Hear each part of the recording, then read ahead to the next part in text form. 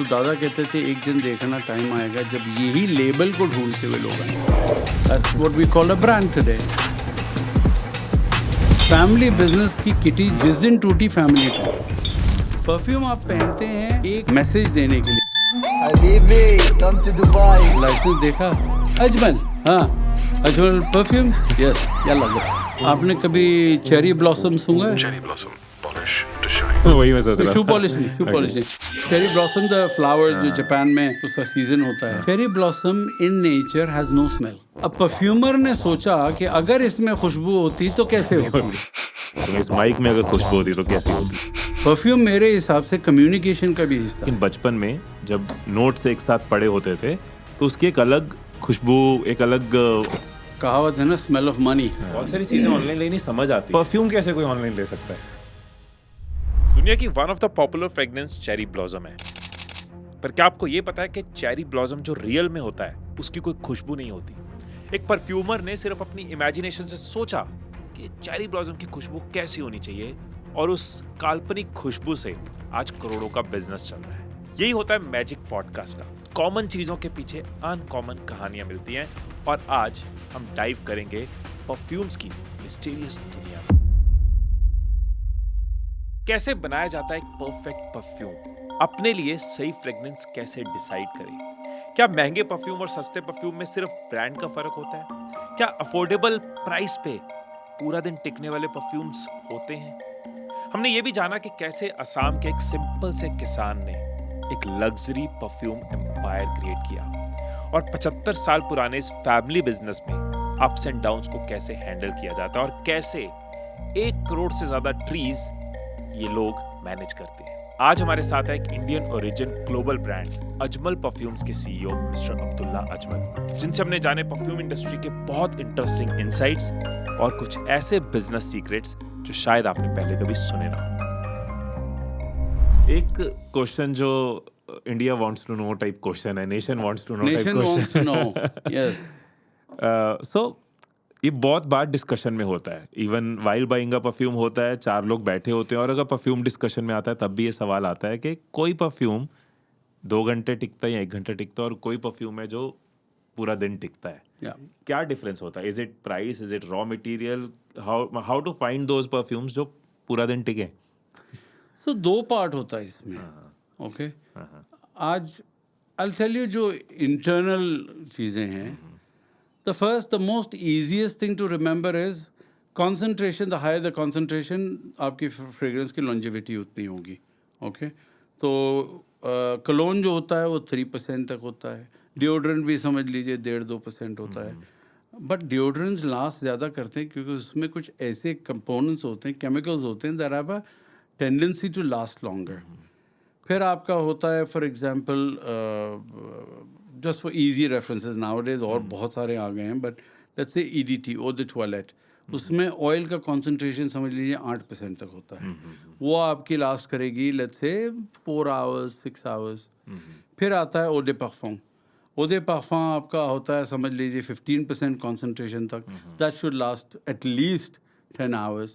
And then nowadays they are coming up with things called parfum, extrait वगैरह वगैरह. इनकी जो है ना 30-32 कंसंट्रेशन तक होती है और ये बहुत लंबा लास्ट करता है. ज़रूरी फिर भी नहीं है, but this is a easy way to gauge. Higher the concentration, longer the lasting. Okay. ठीक है. That's one. Number 2, क्या एक महंगा प्रोडक्ट नॉट सो महंगे प्रोडक्ट, इनएक्सपेंसिव प्रोडक्ट से ज़्यादा लास्ट करेगा? No guarantee. Absolutely no guarantee. Okay. So ऐसा कोई नहीं कह सकता कि भाई खाली महंगा पहनो तभी जो है ना आपका होगा. ये बात गलत है. Yes, they try to make it that way, but it is not a promise. Number 3, there are many chemicals, aroma chemicals nowadays, we call them boosters. Okay? आपकी inexpensive perfume को लंबा लास्ट कराने के लिए जो है ना, they will use boosters. वो 12-14 घंटे भी लास्ट कर सकती है. But are they good things to use? I am not so sure. Does it affect your skin or anything? I don't think so. But it is not a quality thing to wear, you know. As you learn, जितना आप grow करते हैं, as in आपका आपने जो कपड़े 20 साल पहले पहने थे, आज वो चीज़, क्योंकि आप जो है ना अपने स्टाइल को री इन्वेंट करते रहते हैं, आप जो है इवॉल्व होते रहते हैं, उसी तरीके से आपकी फ्रेग्रेंस चॉइसेस भी जो है ना वो इवॉल्व होती रहती है। ब्रांड्स नए नए ट्रेंड्स को निकालते हैं, आप या तो ट्रेंड्स को अडॉप्ट करते हैं या फिर नहीं अडॉप्ट करते हैं, सीधी सी बात है। सो ऐसा कोई सिंगुलर रीज़न नहीं है, बट जनरली जो अंडरस्टैंडिंग फॉलो होती है वो यही है कि भाई अगर ईडीटी है, ईडीपी है, परफ्यूम है, तो the higher the dosage the longer it will last. And of course it's also on the brand. So if you are buying say for example big name, आपको पता है कि इन लोगों ने रॉ मटेरियल्स जो डाली हुई है ना वो बहुत ही अच्छी उम्दा रॉ मटेरियल्स है। We use a lot of naturals for example, we even the aroma chemicals जो हम इस्तेमाल करते हैं, एक उनकी क्वालिटी भी बहुत अच्छी होती है, उनकी एफिकेसी अच्छी होती है। But if you go mass market कोई चीज़ है तो वो जो बहुत सालों पहले MTV पे ऐड आता था, इतने में इतना ही मिलेगा तो बात वही है।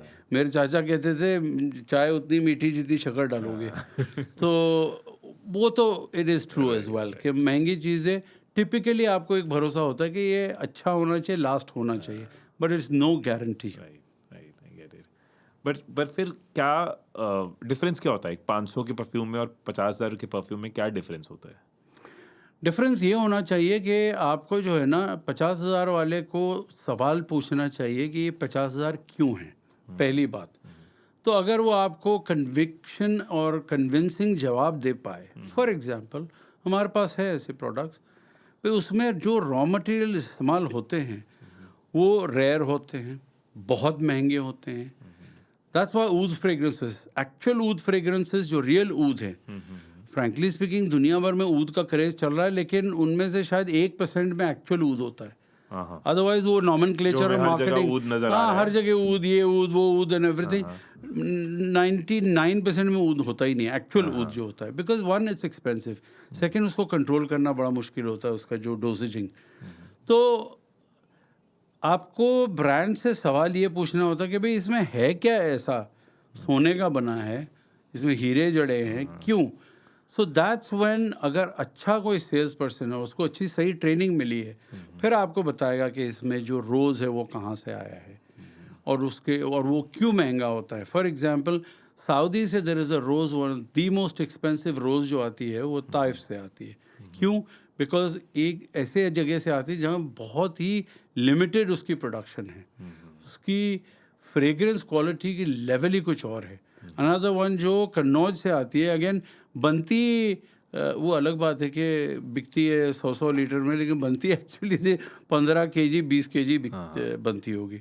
सो आपको वो अगर समझा सके, देन यू नो कि हाँ एक चीज़ जो है, at the end of the day brand पे भरोसा। आई थिंक कंज्यूमर अगर जानना चाहे कि अगर 500 की चीज़ कैसी और 5,000 की चीज़ कैसी है, it is all about the faith in the brand, तो नॉलेज जो आपने गेन की। आज क्या है यार, आप तो एक प्रोडक्ट देखते हैं, आप you go to Fragrantica, you go to base notes, immediately you get the data as long as they are listed there with opinions of experts, editors, writers जो passionate है इसके बारे में, वो लिखते हैं।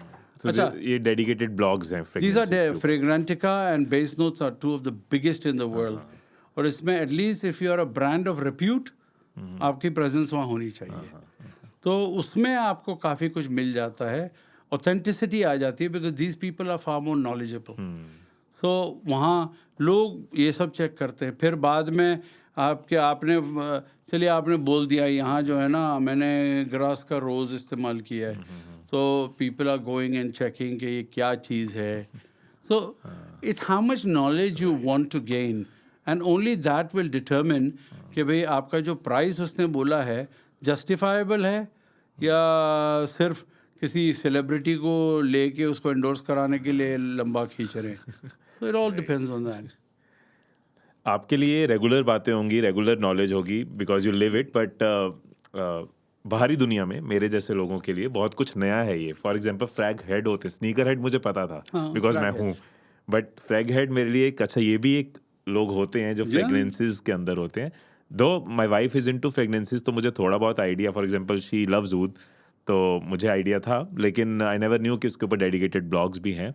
बट आई फील कि जैसे हमारे पेरेंट्स के टाइम पे फैशन इतना ज़्यादा नहीं था, but when I was in my school या फिर टीनेज अर्ली 20s, तो फैशन के ट्रेंड्स को हमने समझना शुरू कर दिया. पिछले 4-5 साल में मैंने देखा कि इंडिया में स्किन केयर पे फीमेल्स में पहले, अब मेन में भी शुरू हो गया. सिमिलरली मुझे लग रहा है फ्रेगनेंसेस भी अब एक फैशन, स्किन केयर के बाद फ्रेगनेंसेस भी अब धीरे धीरे धीरे लोग उसके अंदर जाते जा रहे हैं, उसको समझते जा रहे हैं, राइट? तो ये बढ़ता ही रहेगा, बिकॉज दुनिया खुल गई है ना. अपने हमारे देसी पब्लिक के लिए दुनिया खुल गई है. इंटरनेट ने हर चीज़ को बढ़ा दिया है. Young people don't want only to own things, they want to experience. उनको एक एक्सपीरियंस चाहिए, भले वो कपड़े पहनने का एक्सपीरियंस, भले वो फ्रेगरेंस लगाने का एक्सपीरियंस, भले खाने का एक्सपीरियंस. नए कहाँ यार, हम जब बड़े हो रहे थे इंडिया में, Indian food, Chinese food, Mughlai food, Chinese food, बस. अब वो देसी में वो अलग बात है कि आपको साउथ इंडियन चाहिए, नॉर्थ इंडियन चाहिए. आज आप देखिए कौन से टाइप का फूड रेस्टोरेंट्स नहीं है यहाँ. अब तो फ्यूजन हो रहा है ना, मतलब मोमोज एंड अच्छा, तंदूरी मोमोज, फ्यूजन भी हो रहे हैं, अलग अलग चीज़ें वो हो रही हैं. तो हमारा जो नया पॉपुलेशन है, ऑफकोर्स टेक्नोलॉजी ने सब दुनिया खोल दिया. 10 साल पहले Indian travellers for holidays did not constitute एक छोटा सा 1% होता था. आज के दिन में तो मौका मिलते ही हमारे यंग पीपल कहीं ना कहीं छुट्टी पे निकल ही लेते हैं. मेरे जितने दोस्त हैं, मैं तो साल में मुश्किल से एक छुट्टी ले पाता हूँ. ये जो है, मैं इनसे कहता हूँ यार बड़े मज़े तुम लोगों जो इंडिया में रहते हैं, वो एक अब्रॉड जाएंगे और एक छुट्टी इंडिया में लेंगे. तो they are able to do more. और कल्चरली क्या हो गया कि हमको पहले इतना सब कुछ था नहीं, तो अब जो है ना, क्या है, अडेप्टेशन बहुत आसान हो गया है. यंग लोग बहुत जल्दी अडेप्ट हो जाते हैं, नई चीज़ों को एक्सेप्टेंस बहुत ज़्यादा मिल रहा है. एंड जैसे आपने बताया ना, स्किन केयर में एजुकेशन वो चलता रहेगा, अभी भी बहुत कुछ है बाकी. फ्रेगरेंस में भी ऐसे ही होगा. ओके, ये बढ़ता रहेगा और एक्सेप्टेंस बढ़ता रहेगा. बहुत लोग ये बोलते हैं अरे नहीं कि परफ्यूम तो ओकेजनल पे है. वो ओकेजनल नहीं रहा, वो हर रोज़ का रहा है. पार्टली लोग भी अपना चेंज हो रहे हैं, पार्टली हम भी एजुकेट कर रहे हैं कंज्यूमर को, मार्केटर्स एजुकेट कर रहे हैं कि यार परफ्यूम जो है ओकेजन्स के लिए नहीं है. परफ्यूम इज़ रिचुअल है, आपके हर रोज़ का हाइजीन का एक हिस्सा है. आपने शावर लिया, आपने डियो लगाया, deo can not substitute perfume. Perfume उसके ऊपर होना चाहिए. अच्छा, ऐसा क्यों? बिकॉज देखिए, deo is a hygiene. Okay, deo आपके बॉडी ओडर को मास्क करने के लिए है.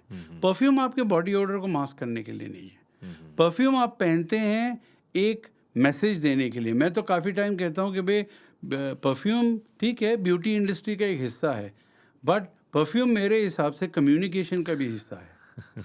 आपको ये फील कराना कि भाई मैं बहुत एनर्जेटिक टाइप का हूँ, तो नहीं, वो है फ्रेश फ्रेगरेंसेस. लोग बोलते हैं अरे यार, यू नो, अभी ये ऊद का क्यों वो है, लोगों को ये फील कराना कि मैं जो ना, मैंने महंगी चीज़ खरीदी है, प्रीमियमनेस है, प्रीमियमनेस है, तो मैं वो बात करता हूँ. तो आप एक तरीके से मैसेज देते हैं लोगों को अराउंड यू. यहाँ तो अब नहीं हुआ है, लेकिन होगा एक टाइम पे. मेरे एक रिश्तेदार जब स्कूल में पढ़ते थे, तो वो कहता था कि अपना एक ब्रांड है ऑरम, वो जो ना डेट्स पे लड़कियों को बहुत पसंद आता है. मैं बोला बहुत अच्छी बात है. वो अलग बात है कि वो एक्चुअली थी लेडीज़ की फ्रेगरेंस, अच्छा, लेकिन लड़के लगा रहे थे. और यही एक चीज़ जो है ना भी चेंज होने वाली. एजुकेशन ये हो रहा है फॉर मैन, फॉर वुमेन. अब वो आहिस्ते आहिस्ते आहिस्ते आहिस्ते ख़त्म होता जा रहा है. अब हर चीज़ यूनिसेक्स होती जा रही है. It's accepted. लड़के अगर फ्लोरल फ्रेगरेंसेस लगाएंगे, नो प्रॉब्लम. औरतें वुडी फ्रेगरेंस लगाएंगे, चलता है. ऐसा कुछ नहीं है. जेंडर न्यूट्रलिटी अब और ज़्यादा होती जा रही है. जहाँ से परफ्यूमरी की हिस्ट्री शुरू हुई थी, तब तो क्या था, आपका रोज़ ऑयल था, सैफरन ऑयल था, वो सब लगाते थे. बाद में जब मिक्स करने लगे, पार्टली फैशन ने किया कि यार फैशन को अलग करो.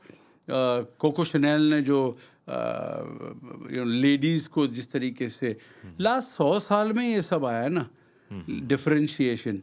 अब वापस जाके जो है ना वो, अब आज भी इंडिया में लोग हैं जो पिंक शर्ट नहीं पहनेंगे बंदे। मैं तो पिंक जूते भी पहन के घूमता हूँ। I don't have a problem with it. It's all about confidence कितना है आप में और वो क्या कर सकते हैं। But coming back to your original thing, yes, ये एक चीज़ है। अब ये शुरू हो गया, अब ये स्नोबॉल होता रहेगा, ये ट्रेंड चलता रहेगा, ग्रो होता रहेगा। ब्रांड्स कंज्यूमर्स को समझ के उनके हिसाब से चीज़ें ला के देंगे। अब जैसे आपने वेलनेस, मूड एनहांसमेंट का बोला, आएगा कभी ना कभी तो आएगा। अब उसकी साइंस कितनी रियल है आज के दिन में तो कोई वो नहीं है। अभी जैसे आपने बोला था कि ये यूनिसेक्स, पहले भी परफ्यूम्स, फ्रेगनेंसेस व यूनिसेक्स, ये बीच में प्रॉबेबली मार्केटिंग एंड ब्रांडिंग इस तरीके से होनी शुरू हो गई कि पिंक इज़ फॉर विमेन, तो शर्ट्स लोगों ने पहननी छोड़ दी। इसी तरह से फ्रेगनेंसेस में भी डिवीजन होगी। बट अब आप कह रहे हो कि it's gender neutrality is coming in. History कैसे रही है? ये फ्रेगनेंसेस या परफ्यूम्स का कॉन्सेप्ट हमने बाहर से लिया है, वेस्ट से लिया है, कि कहीं ना कहीं हमारी हिस्ट्री का पार्ट रहा है ये? यार ये जो है ना बड़ा चुभता हुआ सवाल है। हमारा बड़ा दुख है इस बात का कि हमारे कंट्री की कंट्रीब्यूशन जो है ना ये सब चीज़ों में बहुत रहा है, लेकिन हमारे लोगों ने इसको कंटिन्यू नहीं किया। फ्रेगरेंस का इम्पोर्टेंस हमारे यहाँ नूरजहाँ के टाइम से था, उससे पहले भी लोग इस्तेमाल करते थे, अलग अलग तरीके से इस्तेमाल करते थे। ऑफ कोर्स एक्सट्रैक्शन ऑयल्स का बहुत सालों से था। अब देखिए ना, योगा, आयुर्वेदा, यूनानी, ये सारी चीज़ें गायब हो गई हमारे कल्चर से क्योंकि लोगों ने पास डाउन नहीं किया, सिखाया नहीं किसी को, एंड इवॉल्व नहीं किया। आज भी आप देखेंगे, and bless them, I mean I have great respect in लोगों के लिए, लेकिन आज कन्नौज को देखिए, कन्नौज आज भी वैसी ही है, पता नहीं 500 साल पहले जैसा था। वही प्रोसेसेस हैं, वही चीज़ें बन रही हैं। एवोल्यूशन में नहीं जाते हमारे लोग, हम R&D में नहीं घुसते हैं। भाई ठीक है, इतना काफ़ी है, यू नो। ये जो चीज़ है पे, देखिए 2 चीज़ों में आप हासिल कर सकते हैं लाइफ में, एक तो पैसा, सक्सेस, बट नॉलेज भी एक ज़रूरी चीज़ है जो आपको कॉन्स्टेंटली, ये चीज़ ऑनेस्टली मेरे फादर अंकल्स ने सिखाई है कि कॉन्स्टेंटली हमारा रिसर्च में अच्छा खासा बजट हम डालते हैं। और हर साल we have a gentleman who's been तकरीबन 32-35 साल हो गए होंगे उनको ऑर्गेनिक केमिस्ट्री में PhD है। वो तो हमारे हेड ऑफ इनोवेशन है। तो हम हर साल ऑलमोस्ट नए नए रॉ मटेरियल्स वगैरह निकालते रहते हैं। वो तो आपको सरप्राइज़ होगा, आई थिंक 20 साल पहले जब मैं इटली में, एक एग्जीबिशन होती है हमारी इंडस्ट्री की, एक्चुअली सारे ब्यूटी इंडस्ट्री की होती है, हेयर, स्किन, कलर, एवरीथिंग। वहाँ मैंने जाके इटालियंस को देखा जिस तरीके से वो योगा को प्रमोट कर रहे थे आयुर्वेदा को अभी यहाँ भी इंटरनेशनल ब्रांड्स ने इन्वेस्ट करना शुरू किया है आयुर्वेदिक प्रोडक्ट्स में।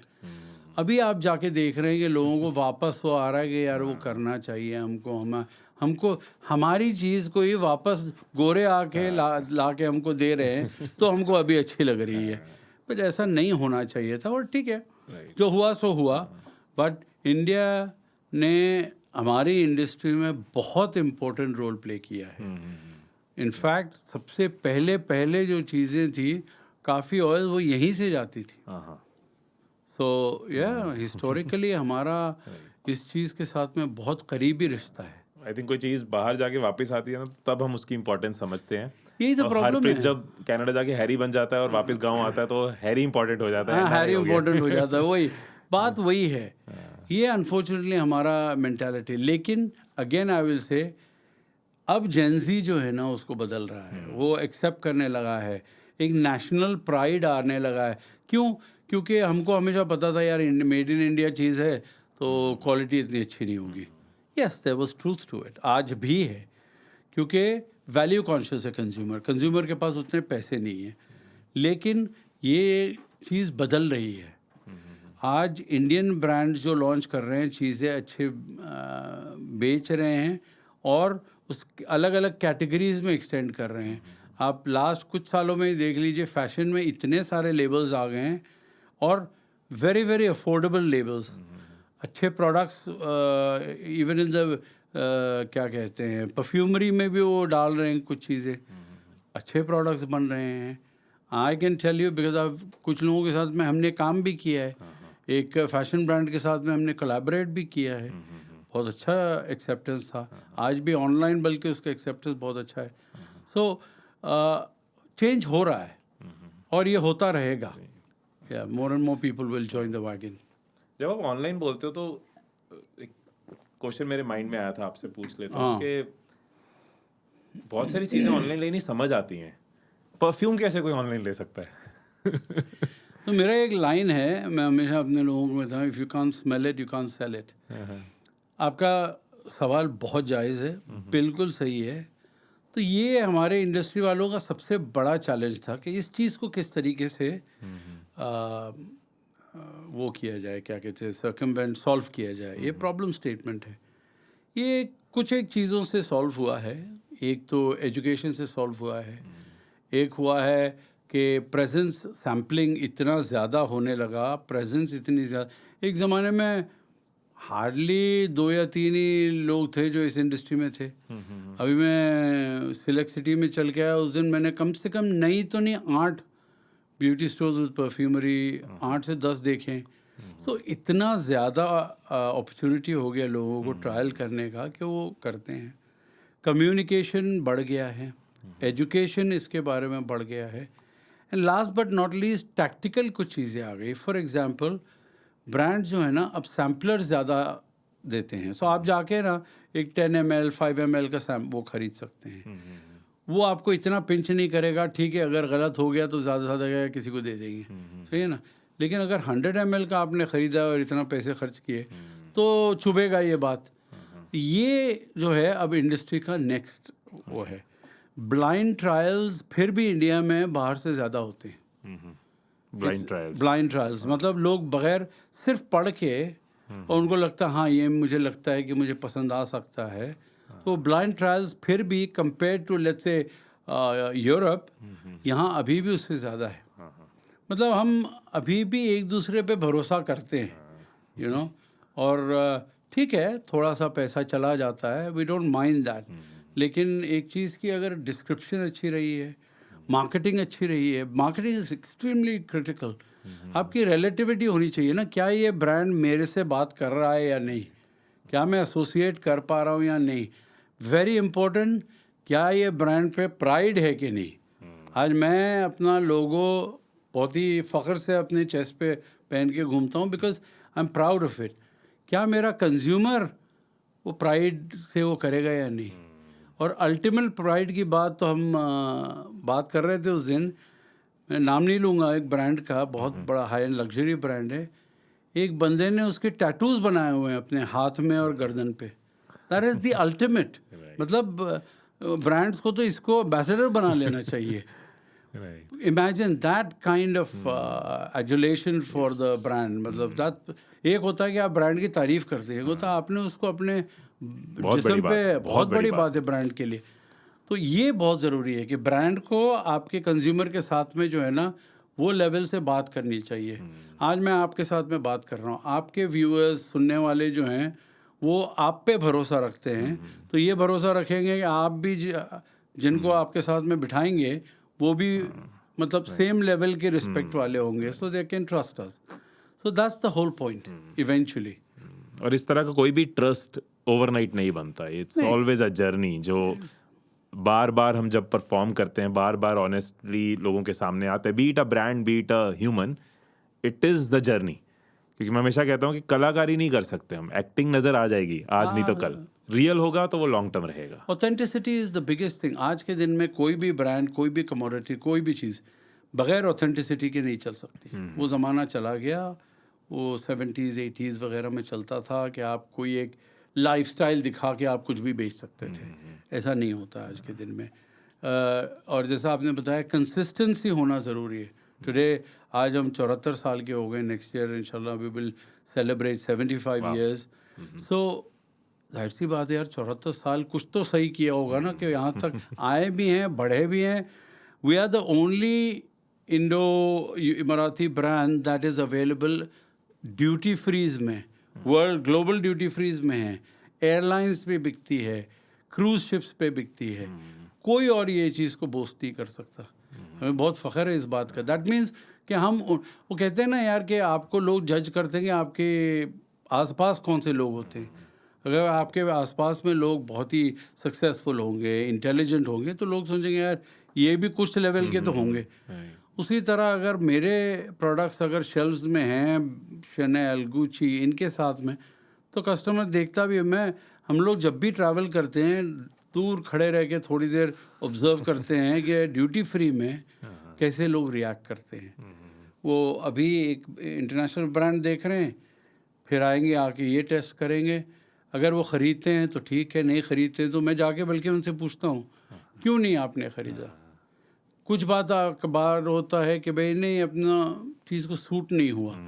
अगर आपके सेल्स पर्सन हैं तो सूटेबिलिटी जल्दी निकाल सकते हैं। प्रॉब्लम क्या कहते हैं ड्यूटी फ्रीज का यही होता है कि आपके लोग 24/7 नहीं हो सकते। तो otherwise and we are doing it very successfully. हर साल हमारे एयरपोर्ट्स ग्रो हो रहे हैं। We were in London, we are in Frankfurt, South Africa, Brazil. So ऐसे ऐसे जगहों में भी बिक रहे हैं जहाँ हमारे टाइप के ब्रांड्स अभी तक तो किसी ने एंटर नहीं किया है, एक्सेप्ट दुबई। दुबई में एक दो और लोग हैं, लेकिन परफ्यूमरी सेक्टर में नहीं है। वो सुपरमार्केट में है, which is the lower level. तो जैसे आपने बताया, बड़ा इंटरेस्टिंग लगा कि कई बार आप दूर से खड़े होकर देखते हो कि कैसा कंज्यूमर रिएक्शन है, यूज़र रिएक्शन है। तो आपके इतने रिटेल स्टोर्स हैं, ड्यूटी फ्रीज पे है, कोई ऐसा सरप्राइजिंग या मोमेंट ऑफ प्राइड या मोमेंट ऑफ प्राउड या अटपटा मोमेंट कुछ भी जो सामने वाले को नहीं पता कि you are the person behind Ajmal और आपके साथ शेयर किया हो? एक केस याद आता है मुझे। तो हो यही रहा था कि मैंने देखा ये कपल थे वो, और उनको मैं सुन सकता था। इंडियन कपल थे, एज इट हैपेंस इंडियन थे, लेकिन ब्रिटिश इंडियन। तो दोनों बात कर रहे थे और हस्बैंड बोल रहा था कि भाई ये जो है ना ऑथेंटिक ऊद का कंपनी है। एंड वाइफ कह रही थी हाँ लेकिन you know I don't no Arabic fragrance, ये वो कह रही थी। हस्बैंड उसको जो है ना वो बेच रहा था और मैं साइड में खड़े होकर सुन रहा हूँ ये सब बातें। वो एजुकेट भी कर रहा है और उसको बोलता है ट्राई कर ये rather than x international brand जिस पे नाम ऊद है वगैरह। तो आई वाज सो प्राउड कि ये बंदे के पास इतना नॉलेज था कि वो हमारे सेल्स पर्सन का काम कर रहा था। फाइनली उसने ख़रीदवा दिया, उसने भी लिया हुआ था। तो then I introduce myself, और फिर बाद में तो और ये बड़े खुश कि क्या बात है यार, ये तो उनसे मिल लिए एंड एवरीथिंग। और एक और स्टोरी है जहाँ मैंने literally I felt celebrity status. तो रशिया में we are in the top 3 niche brands in Russia. तो बहुत ही हाई एंड स्टोर्स में हमारे प्रोडक्ट्स हैं, कुछ काफ़ी एक्सक्लूसिव भी बिकते हैं वहाँ। तो वहाँ एक ये लोग क्या करते हैं, जो बहुत हाई एंड स्टोर्स हैं उनके यहाँ एक दे ऑल प्रैक्टिस अलग अलग दिन पे, ये कहते हैं इनको क्लाइंट्स डे।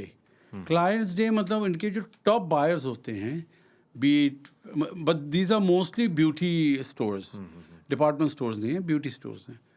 तो उनके जो सबसे हाई स्पेंडर्स होते हैं, समझ लीजिए परफ्यूम में, उनको वो लोग इनवाइट करते हैं ऑन अ स्पेशल डे, और आई विल गो देयर और फिर इंटरैक्ट करूँगा उनके साथ में, सवाल जवाब होंगे, कुछ चीज़ें अगर कोई नई चीज़ें हैं फिर मैं वो सैम्पलिंग भी कर सकता हूँ। उनको ये सब चीज़ों में बड़ा अच्छा लगता है और बहुत सक्सेसफुल होगा। आई मीन हमारे यहाँ तो ऐसा लगता है कि यार ये शाम को आ रहे हैं, वेले हैं क्या तुम, but very very successful people आते हैं वहाँ। एंड तो एक बार एक्चुअली हुआ कि वो एक लेडी ने मुझे पूछा कि ये लेयरिंग का कैसे करते हैं, तो मैं कैसे समझूं कि लेयरिंग कौन सा अच्छा है कौन सा नहीं है। तो मैंने देखा best way to explain, fortunately ऊपर वाले ने दिमाग में भी डाला, साइड में वाज था, लॉन्ग स्टेम रोजेस थे उसमें। मैंने एक रोज़ निकाला, 2 प्रोडक्ट जो मुझे पता है वो कॉम्प्लीमेंट ईच अदर, दोनों को मारा, उसको दे दिया। लेडी खुश, ठीक है ना। एक तो एंड रशियन वुमेन लव ये ऐसे जेस्चर्स, उनको बहुत पसंद है। तो एक तो वो हो गया, ऊपर से उसके लिए कोई स्पेशल चीज़ हो गई। वो देख के दूसरी और एक और लेडी ने ख़रीदा तो ख़रीदा, मेरा सिग्नेचर लिया बॉक्स के ऊपर। यार उस दिन लगा मुझे कि पहली बार ज़िंदगी में किसी ने मेरे से सेलिब्रिटी स्टेटस मिला है उधर जाके।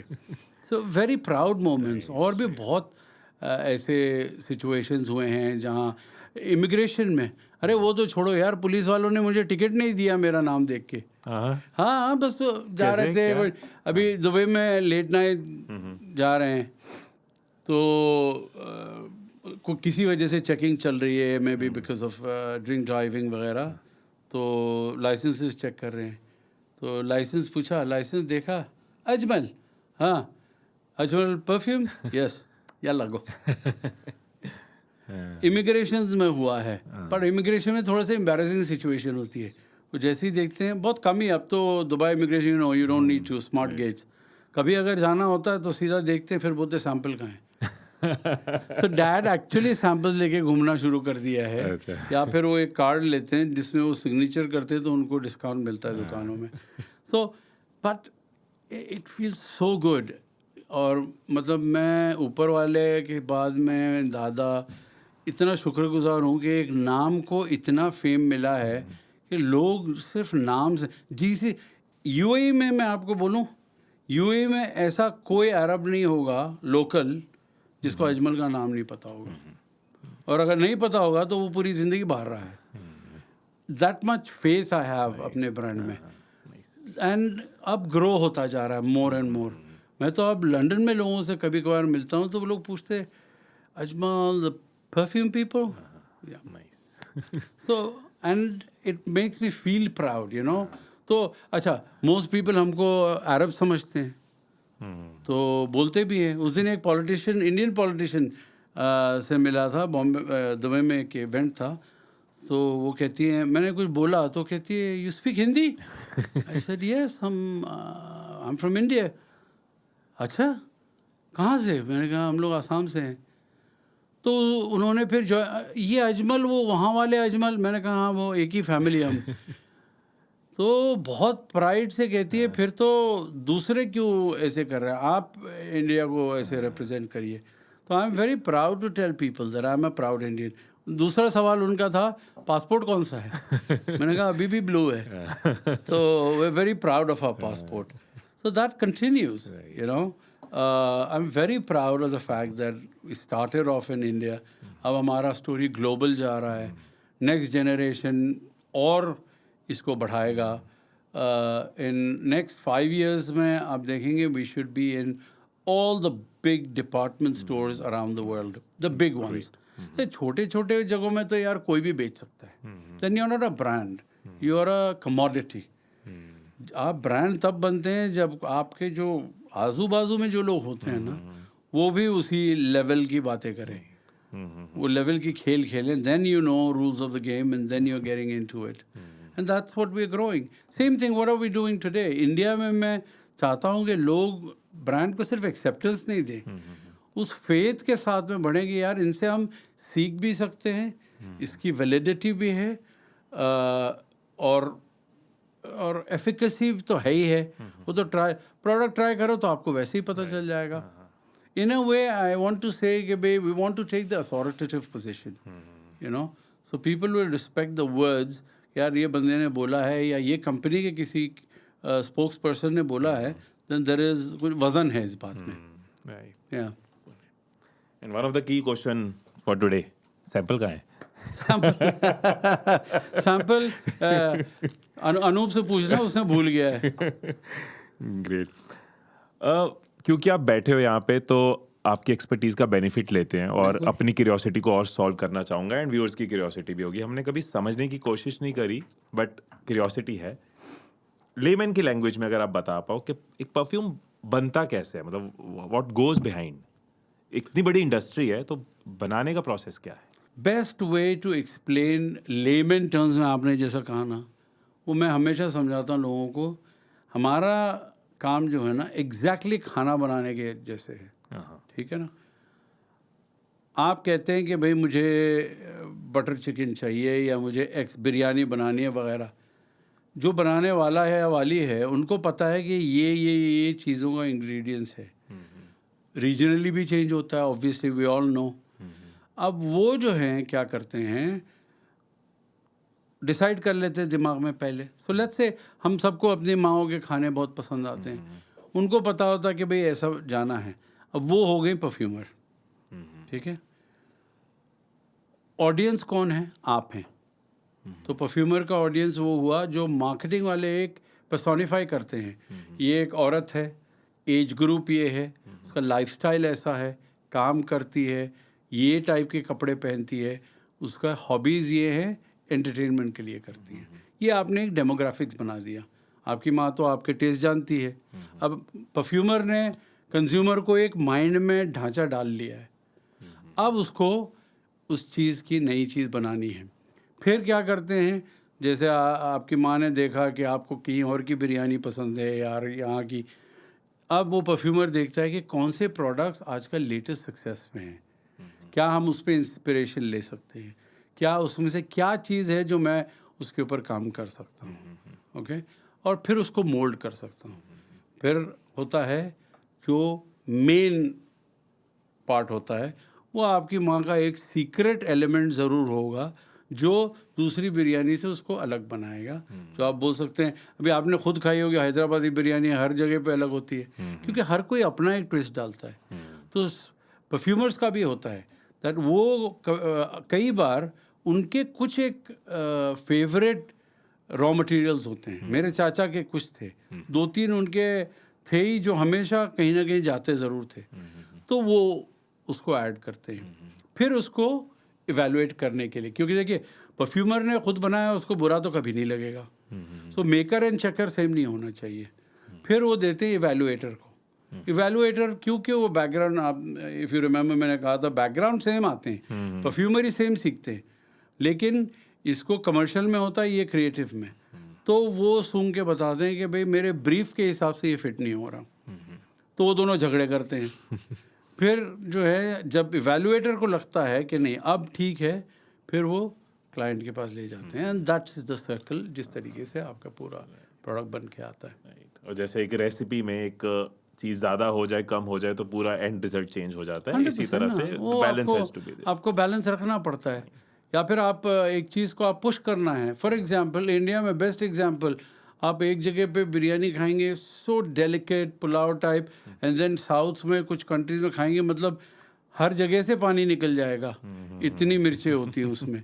उसी तरीके से आजकल एक और ट्रेंड है, सर्टेन परफ्यूमर्स जो हैं, जो अवांगार्ड परफ्यूमर्स बोल सकते हैं, बहुत ही एजी, यू नो, जो नेसेसरीली सक्सेसफुल फ्रेग्रेंस नहीं बनाते हैं, लेकिन बहुत ही न्यू एज एजी चीज़ें बनाते हैं।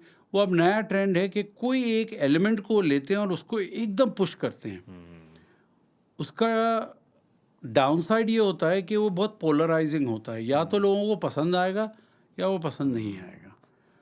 लेकिन अगर पसंद आ गया तो चमक गया। इसमें कई एक एग्जाम्पल रिसेंटली हुए हैं, और कई एक सक्सेसफुल ब्रांड से भी हुआ है जहाँ उन्होंने जो ब्रांड, बल्कि जो क्रिएटिव हेड ने पुश किया है, लेकिन सक्सेस नहीं आया।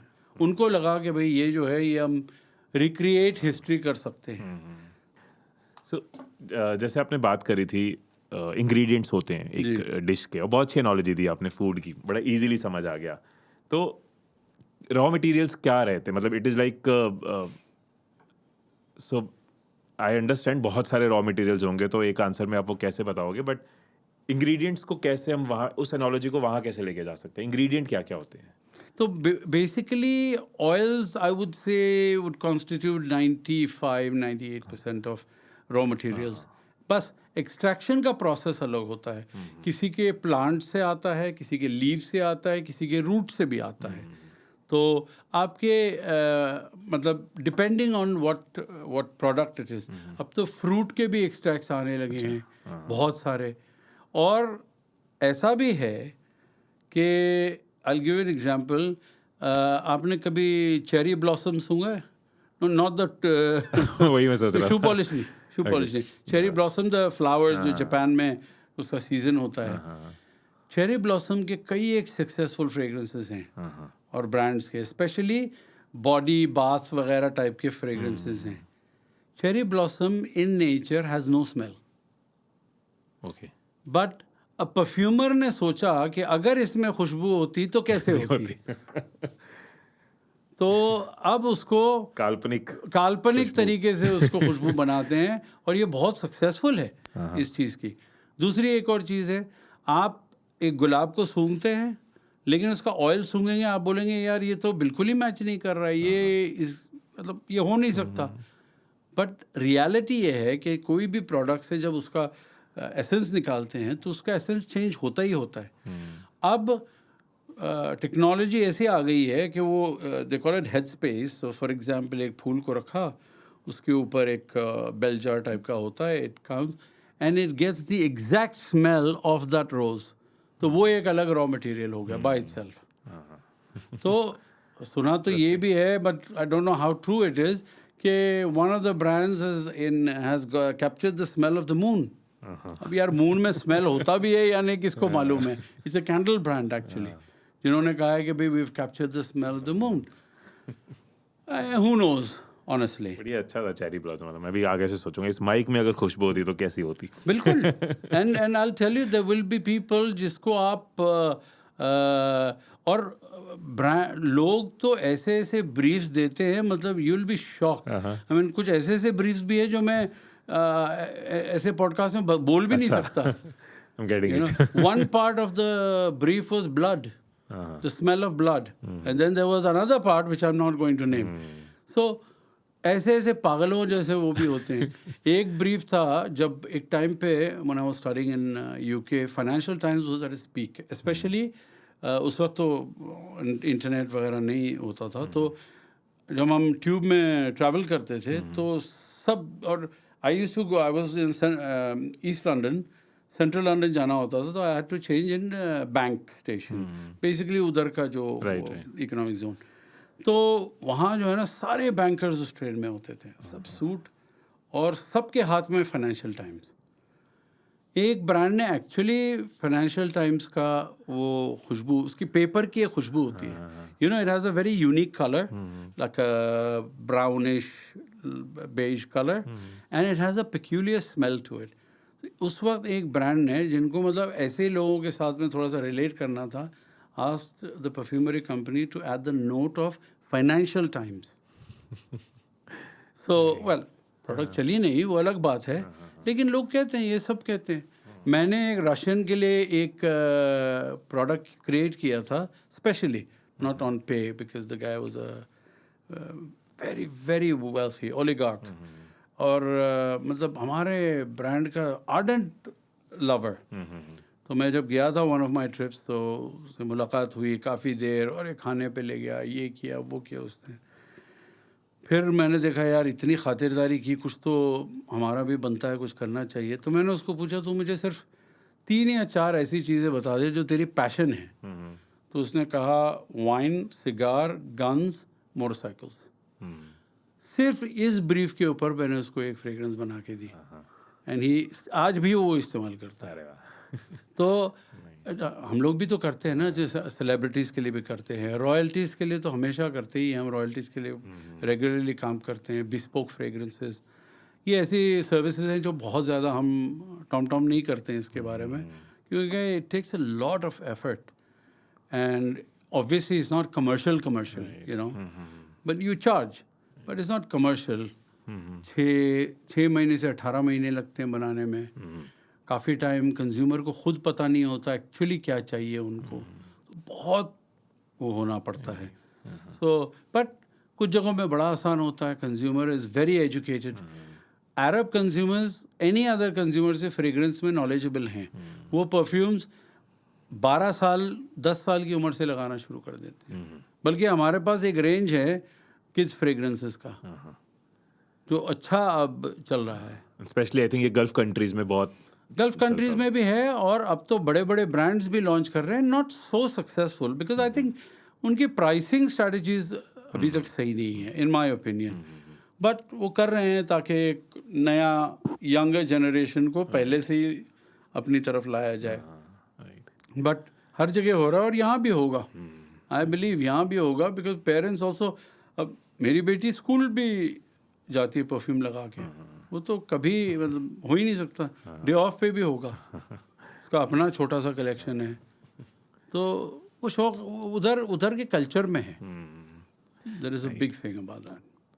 आपने जब वो बताया बैंक स्टेशन वाला कि वो फाइनेंशियल टाइम्स के पेपर की खुशबू थी, तो मुझे याद आ गया, अब तो डिजिटल इकोनॉमी है, लेकिन बचपन में जब नोट्स एक साथ पड़े होते थे तो उसकी एक अलग खुशबू, एक अलग फ्रेगनेंस आज होती भी थी. है, आप नए नोट को ऐसा करके सूंघोगे ना, and it is not a pleasant smell by the way, okay, by any standard is not a, but हर कोई कहता है, वो जो कहावत है ना, स्मेल ऑफ मनी, वो तो सबको चाहिए, Right. लेकिन प्लेजेंट चीज़ नहीं है. और ये सब चीज़ें भी लोगों ने इस्तेमाल किया है in some of the most successful marine fragrances में. There is a fragrance, there is a raw material that smells like dead fish and dried seaweed. If you smell that ingredient, you'd be like, what the hell? ये इतनी गंदी बदबू है इसकी, but it adds a very important element to the overall composition of the fragrance. So just because a raw material smells bad doesn't mean that it cannot add value to your overall composition. So वो भी सबसे expensive raw material कौन सा use होता है? कई एक हैं. ऊद is one of the most expensive raw materials. उसके अलावा there are very very there is one called orris या एरिस भी बोलते हैं उसको. There are certain kind of rose oils that are very primarily because the notes are beautiful but the availability is very limited.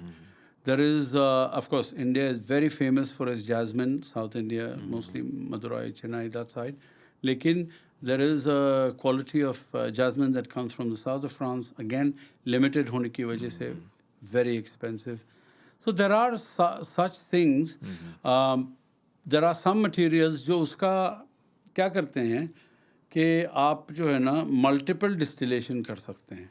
तो multiple distillation जब तक करते रहते हैं उसके नए नोट्स निकलते रहते हैं और उतना ज़्यादा महंगा होता रहता है. So there are, let's say for example patchouli normal आप पचूली ख़रीदेंगे एक्स अमाउंट का मिलेगा. आप उसका ट्रिपल या फोर्थ डिस्टिलेशन लेंगे, it will be so refined, लेकिन the price will be very high because the technology utilised and everything is higher, plus the consumption is only with the high end brands. तो वो उनके लिए समझ लीजिए आपको पूरे साल में 15 या 20 किलो बनाना है. So then you charge accordingly. Other than that, I think, see, to people, brands are charging more for the marketing, okay, for the cost of distribution, cost of retail. ऐसा नहीं है कि कोई चीज़ अगर प्राइस अच्छी हो तो वो रीजनेबल प्राइस में. देखिए मास मार्केट तो डेफिनेटली नॉट. एक थ्रेशोल्ड तो होता ही है जहाँ के बाद में यू कैन एक्सपेक्ट कि नहीं ये प्रोडक्ट अच्छी होनी चाहिए, और होती भी है. बट एकदम सस्ती वाली चीज़ें जो होती है ना, वो फिर वही प्राइस की तरह ही है जो डिनोट करती है कि इसमें क्या गया होगा. इंडिया में क्या स्वीट स्पॉट लगता है आपको प्राइसिंग का? जो हमारा स्वीट स्पॉट पर जो है वो है समझ लीजिए 1800 से 2500. But that is not the sweet spot we want to stay with. We want to premiumize the brand. And slowly, gradually it will happen. आज इसलिए क्योंकि consumer जो है वो उस level पे है. It's still more expensive than the other brands available. They play in the 700, 800, below 1000. बल्कि 500 से लेकर 700 तक. We want to stay above the 1200 range. But the one that actually makes the best for us in terms of value and volume is a brand called Aurum, which sells at 3,000, just below 4,000 rupees. And there's another one called Aristocrat, that's at about 6,500 rupees. These are our proper value and volume, but it is not available everywhere because obviously, you know, the smaller guys will not carry it. It's too expensive. Unki clientele nahi hai. They're your, you know, lower level, or the Dios. Even our Dios are more expensive than the other Dios that are available in the market. Because I was very clear that I'm not a Dio brand, I'm a fragrance brand. Deodorant is either of two things. ये है हमारी industry में entry का जैसे बड़े brand जो हैं वो परफ्यूम निकालते हैं इसलिए ताकि आहिस्ते आहिस्ते आप उनके फैशन में घुसो। हम डियो निकालते हैं, हम तो गल्फ में डियो बेचते भी नहीं है, may be in gift boxes वगैरह में दे देते हैं। हम डियो शुरू इसलिए करते हैं ताकि लोगों को एक चस्का लगे ऑफ द परफ्यूम। सो हमारा एक रेफरेंस है, फॉर एग्जांपल ब्लू, उसका डियो बहुत पॉपुलर है, तो एंट्री करते हैं लोग, समझ लीजिए 250 रुपीज़ से उसमें। फिर जब वो हो जाता है फिर वो परफ्यूम में ग्रो करते हैं, which is at let's say I think 2500 rupees, then they get the confidence to spend that much. That's the whole idea of it, and I am very confident that अगले 5 साल में the Indian consumer will keep moving upward and they want better and better and better. एक Indian origin brand जो आज की date में 45 से ज़्यादा कंट्रीज में है, 300 प्लस फ्रेगनेंसेज हैं, 240 प्लस आउटलेट्स हैं, ब्रांड अजमल के पीछे कहानी क्या है? कहानी सिंपल है, जैसे किसी और के जो सक्सेसफुल एंटरप्रेन्योर्स हैं इंडिया से, जो शुरुआत किए थे ज़रूरत से, there was a necessity, family को फीड करना है। So I come from a family of farmers originally, जैसे बहुत सारे एंटरप्रेन्योर्स इंडिया में हैं। हम लोग ओरिजिनली हैं आसाम से, a very small village at the time called Hojai, 160 kilometre है गुवाहाटी से। बहुत ही इम्पोवरिश्ड होता था, नेटवर्क कुछ नहीं, इंफ्रास्ट्रक्चर नहीं, अस्पताल नहीं, क्लिनिक्स नहीं। सो एंड बिकॉज असम, आप काफ़ी लोगों को पता होगा, प्रोडोमिनेंट जो ग्रोथ है वो आपकी राइस है। अब फार्मिंग आज के जैसे टेक्नोलॉजी तो थी नहीं, सो इट वाज डिपेंडेंट कि यार बारिश ज़्यादा हो गई तो प्रॉब्लम, कम हुई तो प्रॉब्लम। तो मेरे दादा जो थे वो हमेशा से ही सोचते थे कि सस्टेनेंस के लिए कुछ ऐसा चाहिए ताकि मेरे बच्चों को ऐसा नहीं कि आज एक लेवल पे है, कल नहीं दे पा रहे हैं। प्लस एजुकेशन की लिमिटेशंस भी, वो खुद तो एजुकेटेड नहीं थे लेकिन उनको हमेशा पता था कि द इम्पोर्टेंस ऑफ एजुकेशन। तो उन्होंने कुछ एक चीज़ें ट्राई की, बट हर चीज़ में उस वक्त तो बहुत ज़्यादा वो होता था adulteration etcetera, and he was not the kind के चीटिंग वगैरह से, ये मिलावट से नहीं होता। तो somebody then introduced him to this commodity called oud. तो Assam is the only place where oud grows in India. And so at first he had no idea ये है क्या चीज़ यार, ये जंतु क्या है oud, ये लकड़ी से आती है। फिर उन्होंने लोगों के साथ जाना शुरू किया, जंगलों में निकाल के उसको, and it's like a rough diamond. तो आपको ऊद का एक पीस समझे मिलेगा झाड़ से काट के, फिर आप उसको रिकग्नाइज करते हैं। उसका भी एक वो साइंटिफिक लंबा वो है, I don't want to get into that. बस उसको फिर काव कर करके लाइक अ रफ डायमंड उसका जो पीस निकालते हैं, जो मोस्टली अब जो है जीसीसी में है। मैं मिडल ईस्ट भी नहीं बोलता because beyond the 6 Arab states it doesn't go beyond that. So it is used as an incense. Actually the name comes from agarwood. Agarbatti जो है उसका बेस इज अगर, वही पाउडर है। And if you go back, we have found in our research कि 5000 साल पहले तक जो है हमारे यहाँ के रॉयल फैमिलीज जो होती थी, वो लेडीज़, वो एक बार चाइल्ड बर्थ के बाद में they used to burn it for purification, for आज जो एंटीसेप्टिक बेनिफिट्स भी बोलते हैं। Wood is also used in China in some medicines, Japan में भी यूज़ होता है मेडिसिन में। और ये सब अगरवुड से ही निकलता है। बिल्कुल। और उससे फिर बाद में उसके जो पार्ट्स इंसेंस में नहीं काम आ सकते हैं, उससे फिर ऑयल निकाला जाता है। Okay. Which is now used in perfumery, global perfumery में आज भी इस्तेमाल होता है। तो उधर से फिर आसाम से दादा आए बॉम्बे, क्योंकि बॉम्बे में उस वक्त जो है मेन ट्रेडर्स जो होते थे वो होते थे सऊदीज़ एंड कुवैतीज़। तब तक तो यूएई बना भी नहीं था, दिस इज़ द 50s। और वो आते थे प्रेडोमिनेंटली आपके टेक्सटाइल, स्पाइसेस एंड परफ्यूम्स के लिए। तो वहाँ से ट्रेडिंग शुरू हुई। फिर उन्होंने लाइक एनी विजनरी बिजनेसमैन वो फिर बॉम्बे आए। बॉम्बे में उन्होंने अपना शुरू किया। एक कमोडिटी से फिर कॉन्कॉक्शंस बनाने शुरू किए जो मिक्सचर्स होते थे। फिर ऊद के साथ में फिर हमारे इंडिया के जो ऑयल्स है, सैंडलवुड, सैफरन, रोज़ ऑयल्स वगैरह, इंडिविजुअली बेचना शुरू किया। फिर यहाँ पे एक छोटी सी चीज मेरे माइंड में आ रही है कि Yeah. कभी आपने पूछा होगा दादाजी से कि ये हिम्मत कैसे आई उस टाइम पे होजाए से बॉम्बे जाने की। ये हम मतलब आज भी लोग अपना शहर छोड़ के दूसरे शहर जाने में डरते हैं। उस टाइम पे वो जिगरा, वो थॉट प्रोसेस कि मैं बॉम्बे जाऊंगा, ये अवेयरनेस होना और ये डिसीजन होना कभी शेयर किया उन्होंने? बिल्कुल। तो ये तो कई बार पूछा है, क्योंकि जितनी इंसान की तकलीफ़ें कम होती है ना, उतना कंफर्ट ज़्यादा बढ़ जाता है, उतना आदमी बढ़ने का जो सोच नहीं रहती।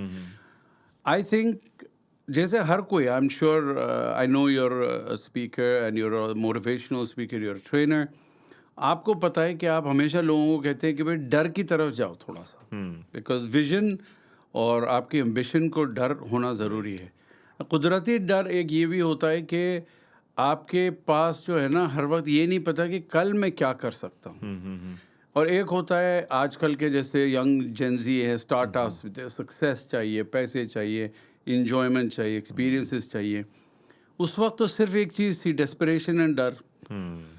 दैट वाज द मोटिवेशन कि ये करना है। अब वो एक एक करके then comes the entrepreneurial spirit कि जंगल से लाके तो किसी को दे देते थे, वो बंदा लेके जाके बॉम्बे में बेच देता था। But that's where the entrepreneurial spirit comes in कि यार इसको अगर बीच में से हम हटा देते हैं तो मैं कस्टमर के पास डायरेक्टली जा सकता हूँ, तो मेरा मार्जिन बढ़ जाता है, रिलेशनशिप बढ़ती है। That is the business side. बहुत लोग हैं आज भी, वो शुरू किए थे उन्होंने दादा के साथ में, अभी भी वही हैं, और क्योंकि उनको कंफर्ट था, हाँ भाई ये ठीक है, यू नो अपना चल जाता है, इधर अच्छा खासा है, घर बार भी बना लिया है। बट दादा जो थे वो कहीं भी, plus we are very fortunate, हमारे घर में जो है ना फीमेल्स का बहुत योगदान रहा है इन मोटिवेटिंग। हालांकि उन्होंने कभी डायरेक्टली बिजनेस में कंट्रीब्यूट नहीं किया, ना मेरी दादी पढ़ी लिखी थी, ना मेरी माँ पढ़ी लिखी थी बहुत ज़्यादा, मतलब हाई स्कूल भी नहीं किया था। But in terms of motivation, हिम्मत देना, आई mean I give an example, कभी अगर डैड काम से आ जाते थे रात को और कहते थे कि भाई आज नहीं हुआ काम ख़त्म, तो मम खाने के बाद उनको कहती थी आप जाओ ख़त्म करो फिर वापस आओ। सो दैट वो इनकरेजमेंट जो होता था, ये जो बॉम्बे जाना, आगे करना, ये दादी का बहुत ज़्यादा इसमें हाथ था। इतना तक के कि मेरे जो अंकल थे जिन्होंने फर्स्ट दुकान खोली थी दुबई में, उसका भी पूरा जो पुश था मेरी दादी की तरफ से ही था। अरे वाह। So the combination was a killer. ये ग्रोथ के लिए ये सब के पीछे वही था। लेकिन coming back to your original question, I can say it was the fact, it was sustenance, desperation, कल क्या होगा नहीं पता, मुझे अपने बच्चों को एक अच्छा फ्यूचर देना है, उसके लिए मैं होजाई से मुंबई जाऊंगा, क्योंकि मुझे ये समझ आ गया कि मुंबई इज़ द प्लेस जहाँ पे मेरे से लेके चीज़ लोग बेचते हैं। बिल्कुल। उसके बाद में फिर फिर उन्होंने देखा यार फैमिली आसाम में है, मैं यहाँ हूँ, बॉम्बे ऑब्वियसली जगह ज़्यादा अच्छी, इंफ्रास्ट्रक्चर था, opportunities and most important education. उन्होंने कहा यार वहाँ रहेंगे ये वही फुटा मारते रहेंगे, कोई एजुकेशन भी नहीं करेंगे, इनको भी लेके आ जाना है। Not that any of them got educated, okay. वो सभी तकरीबन हर कोई जो है ना वो धंधा मेंटालिटी वाले ही थे। सो मैक्सिमम मेरे एक अंकल जो है 12th तक किया, उसके बाद में वो बिजनेस में लग गए। फिर दादा वहाँ से फिर एक और स्टेप लिया कि डायरेक्टली कंज्यूमर के पास गल्फ जाने लगे। तो फिर लोगों से ओपननेस हुआ। ऑब्वियसली ये सब में कठिनाइयाँ तो बहुत होती हैं। उन्होंने 500 रुपये से शुरू किया था आसाम से, चर्च गेट पे उतरते उतरते वो भी चोरी हो गया। So you know Hindi movie style के जो, हाँ बस वो खाली हाथ। लेकिन कहते हैं ना कि मुश्किल के टाइम पे ही सबसे ज़्यादा हिम्मत होती है इंसान को कि भाई कुछ तो करना है। और अच्छे लोग भी मिले, सपोर्ट किया उन लोगों ने, हेल्प किया काफ़ी टाइम, उससे ग्रोथ हुई। फिर वक्त जाता रहा, बच्चे भी बड़े हुए। My father is the eldest. उसके बाद में मेरे चाचा वगैरह भी थे, सभी अपने अपने रोल में थे किसी न किसी चीज़ में। तो जब दादा की जनरेशन थी तब सस्टेनेंस वाज द थिंग। जब मेरे सेकेंड जनरेशन आए वो था कि भाई हमको ग्रोथ करना है, हमको अपने बच्चों को पढ़ाना है। So I am the eldest of the third generation. तो मेरी माँ का भी ये था कि पढ़ाई तो तुझे करनी है, डिग्री तो लेना ही लेना है। तो then I manage to, I was the first one to go abroad. UK में मेरी पढ़ाई हुई, देन मास्टर्स वगैरह किया। तो अब जो है हमारे पास लग्जरी है ऑफ थिंकिंग कि अब हमको ब्रांड बनाना है, ग्रो करना है। अर्लियर फ्रैंकली स्पीकिंग अगर मेरे डैड को कहते कि भाई आप एक ब्रांड बना रहे हो, इससे ये ब्रांड होता क्या है यार, हम तो बेच रहे हैं। It was always a sales thing, product बनाओ बेचो, ओके। बट जो आज काफ़ी न्यू एज टर्मिनोलॉजीज हम यूज़ करते हैं, ब्रांड एक हो गया, सस्टेनेबिलिटी हो गया। आप देखिए सोशल रिस्पॉन्सिबिलिटी हो गया। जब दादा के पास दादी के पास पैसे नहीं होते थे तब भी वो सोचते थे कि यार कम्युनिटी के लिए कुछ करना चाहिए। उस वक्त वेरी हाई मोर्टेलिटी रेट होती थी एट चाइल्ड बर्थ। तो सबसे पहले दादा ने किया था कि चाइल्ड वुमेन के लिए कोई क्लिनिक। आज तो हमारा foundation is very very active in our region. Hospitals हैं, क्लिनिक्स हैं, स्कूल्स, कॉलेजेस, ऑर्फनेजेस। ये सारा हुआ उनके विजन की वजह से। एंड चैरिटी का part was very big with दादी। वो हमेशा 500 रुपये अगर मिलते थे तो 50 रखती थी। वो कहती थी कि 450 मेरी ये बच्चों के लिए और 50 जो है मेरे उन बच्चों के लिए जिनके पास कुछ नहीं है। और उसके बाद में हमने अब मैंडेट बना लिया है कि after all cost before distribution to the directors used to be, क्योंकि दादी ने जब भी किया बगैर सोच के हुआ, लेकिन वो 10% होता था। तो हम अब 10%, अब तो 11 हो गए लास्ट बोर्ड मीटिंग के बाद, 11% अब हम रख लेते हैं। That is entirely goes to our foundation and charity work. So किसको पता था इसको CSR बोलते हैं। जब एक स्टोरी बताता हूँ। लोग उस वक्त ट्रेड बड़े उसमें करते थे, किलोज में, बिकॉज ट्रेडर्स जो आते थे बाहर से वो बिग उसमें क्वांटिटीज़ में लेके जाते थे। तो दादा उस वक्त जो है ना, ये चाचा वगैरह को रात भर बिठा के छोटी छोटी बॉटल्स में भरवा के और उस पर लेबल्स लगवाते थे। तो ये लोग कहते थे दादा को, यार इनको देखो, ये ऊपर के पॉकेट, वो ज़माने में ऊपर का पॉकेट में पैसे वगैरह रखने का होता था ना, तो रख के घूमते हैं और आप हमको रात रात भर ये जो है छोटे छोटे बोतलों में भरवाते रहते हैं। तो दादा कहते थे एक दिन देखना टाइम आएगा जब यही लेबल को ढूंढते हुए लोग आएंगे। अरे वाह, that's what we call a brand today. Right. 79 में दादा ने सोचा, ही वाज अ फार्मर, उन्होंने सोचा यार ये सब तो झाड़ कट रहे हैं, उगाता कोई नहीं है, मैं करना शुरू करता हूँ, मेरे पोते पोतियाँ वो बेनिफिट करेंगे। आज उसको सस्टेनेबिलिटी कहते हैं। Today we are the biggest sustainability initiative in India for ऊद।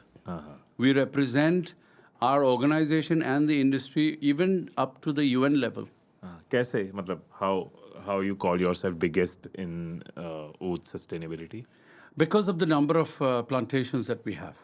कितना? And it's controlled by the government. We have close to 10 million trees. And it is, when I say sustainability, so every tree is numbered. आपको उसको फैल करना है, काम करना है उसके ऊपर, तो आपको परमिशन लेनी पड़ती है। उसके बाद में जो है for one tree 10 trees are planted in its place. So that's how we keep the circle going. Then we have, हमने again credit goes to my father and uncles, a lot of research and development. So we are the only company who's got artificial inoculation of oud in 7 countries, patents. तो ये सब चीज़ों में R&D, क्या होता है artificial inoculation? उसको speed करने के लिए। तो जो चीज़ आपको समझ लीजिए 25 साल 15-20 साल में वो कर सकते हैं, आप उसको 6 साल में निकाल सकते हैं। सो उस वो जो पूरा रिसर्च था वो हमारे टीम ने किया। लोगों ने इन्वेस्ट नहीं किया केमिस्ट में, R&D में। हमने डे 1 से उसमें जब मतलब पैसे आने लगे, rather than utilizing that money on enjoying lifestyle or what have you, उसको हर बार इन्वेस्ट किया गया। समझ लीजिए रिसर्च एंड डेवलपमेंट में, नॉट जस्ट ऊद, रॉ मटेरियल्स। तो आज in fact, last year I've started a new organization called Ajmal Aromatics, which now deals with raw materials. Okay. And again, I would give the credit to my elders क्योंकि मेरे चाचा जो एक चाचा हैं वो बहुत पैशनेट हैं आर रिसर्च एंड डेवलपमेंट पे. उसमें से पैसे नहीं बनते, पैसे सिर्फ जाते ही रहते हैं. लेकिन you are learning new things, को डिस्टिलेशन, ऐसे ऐसे नए नए चीज़ें निकल रही, प्लांट्स निकल रहे which are now used in herbal medicine as well. तो वो बहुत ही छोटा एस्पेक्ट है, but now the raw material business is becoming quite a big business. क्योंकि अब सिर्फ नेचुरल्स नहीं रहे, नेचुरल से बहुत ज़्यादा. Today we have almost over 3,000 raw materials in the world perfumery में. काफ़ी कुछ इंडिया से आता है, but now we as we are going global, अब हमारे पास में this is a different division altogether who procures and then sells it to whoever the users etc. मैं इस पे आता हूँ बिजनेस साइड पे. मैं स्टोरी पे वापस जाऊंगा क्योंकि वहाँ हम बीच में कुछ क्यूरियोसिटी पॉइंट्स हैं मेरे. But good to hear that number 1 crore trees is huge. So that's all agarwood. These are agarwood trees, and then with the agarwood trees there are certain co-planting, sandalwood try करते हैं, because sandalwood as you know सिर्फ south में होती है. पर हमने भी try किया है. Of course we have not succeeded. उग तो जाती हैं, but the essential oil that comes is also good, but then the yield may not be as good. We try other plants. I think I know my uncle has a lot of these rubber plantations. Again, it is not indigenous to Assam. So there is always this trial to see what can also be done. Tea, obviously tea, I mean Assam tea तो पूरी दुनिया में famous है. But we are not into tea. But we grow a little bit, just more for experience, to understand. We've got a lot of these PhD guys, research people who are always working there to look at what new botanical new thing you could find, because there is always something new coming up. And technology is helping a lot more now, They don't have to go to places. The internet gets you everything. So, yeah. Right. So, वापस वहाँ जाता हूँ कि he realized के होजाई से मुंबई पहुँच गए, middleman ख़त्म हुआ. मुंबई में उन्होंने देखा कि ट्रेडर्स आते हैं, वो दुबई जाके सेल करते हैं, तो ही थॉट कि दुबई जाके एक्सप्लोर करता हूँ. तो दुबई जाना शुरू किया और डायरेक्ट वहाँ पे प्रॉबेबली जहाँ तक पहुँचता था वहाँ पहुँच गए. एक चीज़ पहुँचानी और उसके बाद उस चीज़ का पॉपुलर होना, बहुत बड़ा डिफरेंस है. पॉपुलर कैसे होना शुरू हुआ मिडिल ईस्ट में या दुबई में या गल्फ में अजमल? सो फ्रैंकली आई थिंक एक तो होता है ना कि आपकी तकदीर बहुत ये सब चीज़ों में हेल्प करती है. अब वो ज़माना कम हो गया है कि you build a business on data, market research, आपके और भी सोर्सेज जो होते हैं. उस वक्त तो आपका एक बिलीफ था प्रोडक्ट के ऊपर, आपके क्वालिटी के ऊपर इतना बिलीफ था. तो वो ओरिजिनली कुवैत और सऊदी वगैरह जाते थे, बाद में वो दुबई जाना शुरू किए. अच्छा, उस वक्त में क्योंकि दुबई के रूलर्स भी, यूएई के रूलर्स भी आज की तरह नहीं है कि इतना ज़्यादा, वो लिटरली वो डिस्टेंस था ही नहीं. मेरे दादा तो वहाँ के रूलर्स के साथ में भी उन्होंने डायरेक्टली डील किया है. तो उस वक्त द लेट शेख राशिद उनका विजन वो सुनते थे पर्सनली 1-to-1. और तब 60s में शेख राशिद कहते थे कि भाई मैं एक बहुत लंबा टावर बनाना है जिसमें बड़े बड़े कंपनीज आएंगे. वो ट्रेड सेंटर बना बाद में. वो कहते थे कि भाई मुझे एक ऐसा एक फ्री जोन पोर्ट बनाना है, बिकॉज उन दिनों में अदन यमन होता था. सो वो विजन सुनने के बाद में उनको लगा यार आज के मेरे ट्रेडर्स जो हैं वो कुवैत और सऊदी में भले ही हैं, लेकिन फ्यूचर ये जगह में है क्योंकि यहाँ के लीडरशिप की विजन बहुत दूर की है. तो और frankly it was all on name. उस वक्त की कमोडिटी में ब्रांडिंग तो होती नहीं थी. आपने ऊद की लकड़ी आपने सामने वाले को दे दिया, वो आप हिमेश के नाम से भी बेच सकते हैं, किसी भी नाम से बेच सकते हैं. देयर इज़ नथिंग, उस पर कोई नाम ही नहीं है. लेकिन अजमल के प्रोडक्ट का एक ट्रस्ट बन गया लोगों के बीच में। उनका एक तौर तरीका भी होता था, मतलब बहुत ही स्टर्न, मतलब ऐसा भी हुआ है, एक शेखों ने मजाक किया उनके साथ में कि अजमल सुना है कि तेरा माल में मिलावट करता है, तो कहता है अगर पसंद नहीं है तो दरिया में फेंक दो और पैसे वापस ले लो मुझसे। That's the kind of confidence होता था उनको अपने उनके गुड्स में, क्योंकि वो उतना ज़्यादा डिटेल में चेक करके वो करते थे। तो उस वक्त जो है ना वो ग्रो हुआ सिर्फ नाम से और ट्रस्ट से, प्योरली। आज जैसे of course there is no comparison, but आज कोई भी चीज़ टाटा करती है so the only word that comes into your mind is trust, right? तो हमारे कमोडिटी के लिए भी वही चीज़ ग्रो करता रहा। फिर Arabs started coming more to Bombay. पहले सिर्फ ट्रेडर्स आते थे, फिर फैमिलीज़ को लेके आना शुरू किया उन्होंने, क्योंकि बॉम्बे फिर भी उनके लिए एक अच्छा एक ब्रेक होता था मानसून सीजन्स में, जहाँ वहाँ गर्मी बहुत होती है, तो यहाँ आके they enjoy the rain, they enjoy the food, the माहौल। तो आहिस्ते आहिस्ते ये चीज़ें भी इंटरकनेक्टेड हो गई, एंड मोस्टली विद यूएई। तभी आज भी यूएई के साथ में सबसे ज़्यादा जो क्लोज रिलेशंस हैं वो इंडिया और यूएई का है।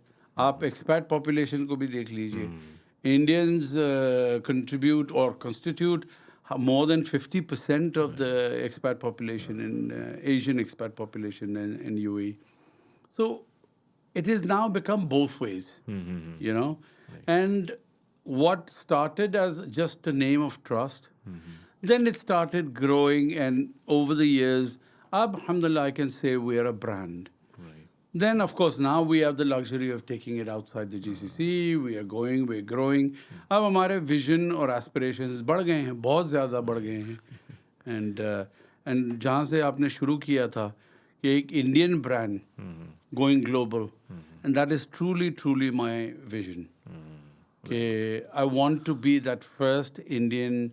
We are an Indian Emirati brand, if you like, who will go global, and we will make a mark for sure. So since you are third generation, तो third generation entrepreneur के क्या challenges होते हैं? एक तो transition का challenge होता है, सक्सेशन प्लानिंग के चैलेंजेस होते हैं, किस एज में सक्सेशन होना चाहिए। We are a family business, तो काफ़ी मेंबर्स हैं थर्ड जनरेशन के, but my family is becoming quasi professional for some time now. 2004 में हमने एक फैमिली मैंडेट पे बना दिया था, it's called family governance. It's your rule book. Okay, कौन ज्वाइन कर सकता है, कि ज्वाइन करने के लिए क्राइटेरिया क्या होते हैं, किसी को अगर छोड़ के जाना है तो वो क्या क्राइटेरिया में होंगे,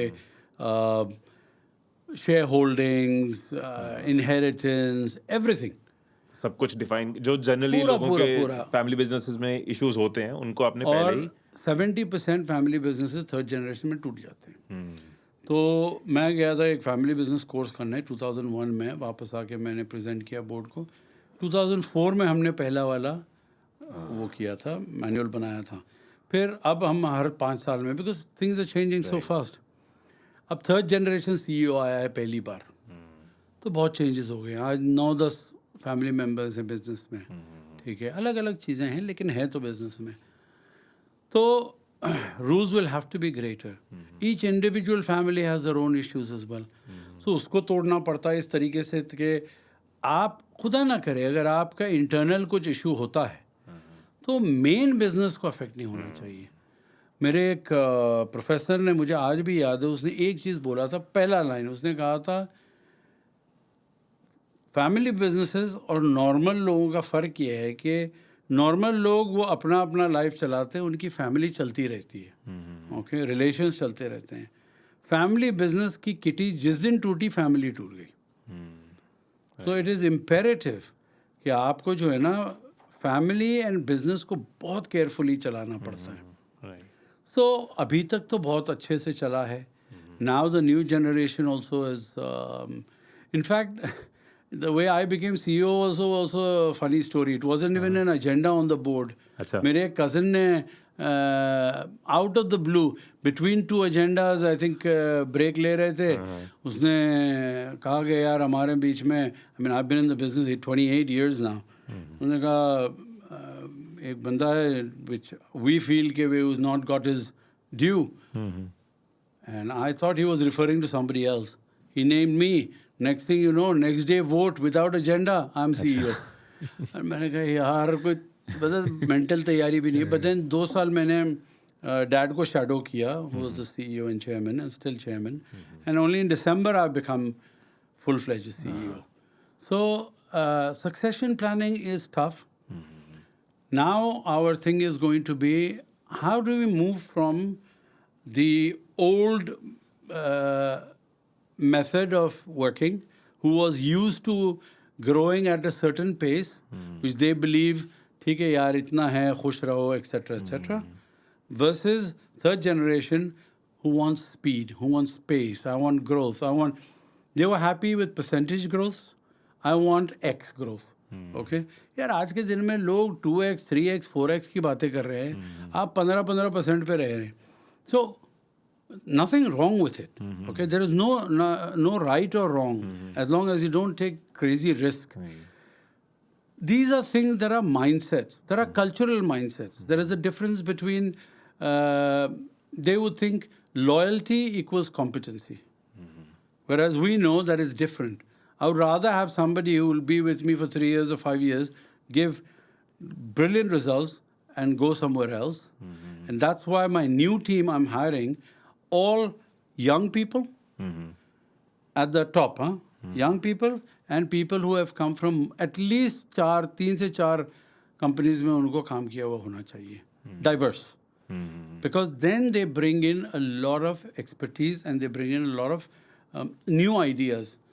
We are in the same industry, हमें रेस के घोड़े की तरह blinkers लग जाते हैं, but they come in with all the new ideas and things like that. They also want to grow. They want to grow fast. Right. That's So एक fresh approach आ जाती है because बिल्कुल of it, fresh right? approach आती है. And now we give I personally have given a lot of liberty with accountability. You don't perform or perish. So earlier क्या है कि एक झिझक भी होती थी, relationship हो जाता था person to person. वो business से ज़्यादा हो जाता था, तो then you didn't find your heart to fire the person. Today, yes, it's a bit hard to say this, but you need to be a little ruthless. You know, a CEO coach of mine said to me that, you know, you need to use this cruel compassion. Cruel compassion. Cruel compassion. कहता है वो surgeon से सीखो. वो cruel इसलिए होता है कि वो आपकी बॉडी में ब्लेड मारता है, तकलीफ देता है, लेकिन कंपैशन इसलिए क्योंकि वो नहीं करेगा तो आपकी जान नहीं बचा पाएगा. Nice.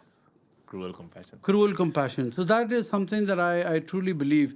Tough love. I'm very tough on my third generation. Very tough on them. I want them to grow, but at the same time, and I've made different scales for them, opportunities for them, growth opportunities are there, but merit. मेरे uncle ने तो इस बार हैरान कर दिया हमें board में भी 2 हफ्ते पहले. उन्होंने कहा कि भाई 3 चांस देना, फैमिली मेंबर भी होगा और अगर नहीं बैठेगा उसको भी आउट कर देना. मतलब so I am getting a lot of support as well from there. Guidance के तौर पे आज भी मैं डैड के साथ में बैठता हूँ. I don't have to take his advice per se. I don't have to do what he says because I am the CEO now, so I'm functionally responsible. But there are many things that one respects, you know, and you should take that into heed and maybe discuss with a few people, etc. So in that sense, I'm very, very fortunate. Yes, they don't agree with many of the things that I do, but till now the results are good, so they're not saying much about it. So I'm हर साल दुआ मांगता हूँ यार ऐसा थोड़ा दोस्त, क्योंकि credibility बनाने में भी तो टाइम लगता है ना यार. Yes, yes, yes. यार वो तो उनकी नज़र में तो ये कल का बच्चा है. ओके तो once that happens, then they will be far more comfortable कि ठीक है, it looks like he's taking a big risk, but the guy seems to know what he's doing. Right. But I love that phrase, cruel compassion. कई बार दूसरे के भले के लिए आपको उसके साथ क्रूअल होना पड़ेगा. कई बार हम शर्मो शर्मी चलते रहते हैं कि यार कोई बात नहीं, अच्छा नहीं लगता.